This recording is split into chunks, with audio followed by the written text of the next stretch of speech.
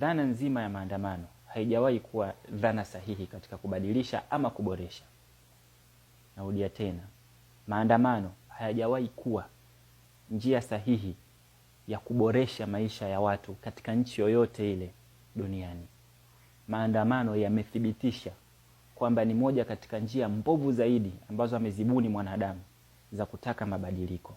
Aliyeleta mfumo wa demokrasia akaleta na misingi ya uhuru wa kuzungumza, uhuru wa kuonyesha kuonyesha zile hisia zako dhidi ya wale wanaokutawala. Mfumo huu ni mmoja wa mifumo mibovu zaidi kuwahi kutokea katika historia ya mwanadamu.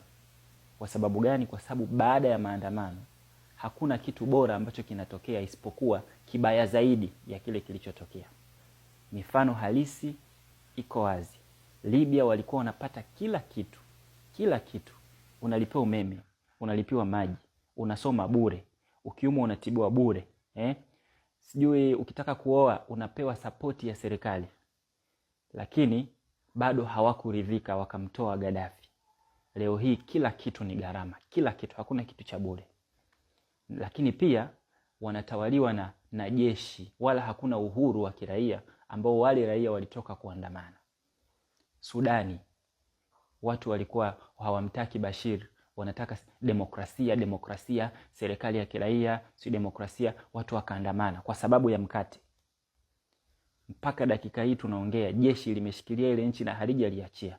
Raia hawajapata walichokitaka, jeshi limechukua nchi, na bei ya kile walichoandamana nacho, bei ya mkate kupanda, imepanda mara 200 zaidi.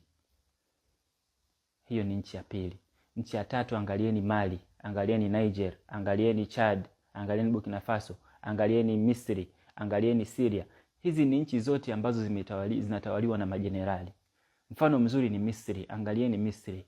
Rais wa kwanza wa kidemokrasia alipatikana baada ya makelele mengi sana ya utawala wa majenerali, Muhammad Mursi. Baada ya mwaka raia wakaandamana kwa kudanganywa tu, jeshi likachukua nchi.